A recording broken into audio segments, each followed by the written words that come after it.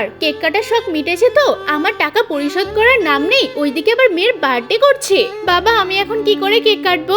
এই কোনো cake take কাটা হবে না, যা বেরো এখান থেকে ভিখারি কোথাকার, আমার টাকা দেওয়ার নাম নেই। বৎস, তোমার এরকম অবস্থা কে করেছে আমাকে বলো তো? কেউ কিছুই করেনি, ভুল করে আমার মুখে পড়ে গেছে। না বাবা, আমার বাবা মিথ্যে বলছে, ওই মহিলা এমনটা করেছে। ম্যাডামের থেকে টাকা ধার নিয়েছিলাম, পরিশোধ করতে পারেনি, এই জন্য এরকমটা করেছে আমার সাথে। কষ্ট পাস না, উপরওয়ালা সবার বিচার করে, ওই মহিলারও একদিন বিচার করে দেবে। এই নে তুই মাটির কেকটা কেটে ফেল। বাবা তুমি মুখটা তো ধুয়ে ফেলো। হ্যাঁ আমি গিয়ে বরং মুখটাই আগে ধুয়ে আসছি, তুই এখানেই থাক। এই তোরা এখানে কি করছিস? এই দেখ, আরে কেকের এরকম অবস্থা কি করে হলো? মা জানো, হঠাৎ করে ঝড় আসলো আর কেকটা পড়ে গেল আর নষ্ট হয়ে গেল।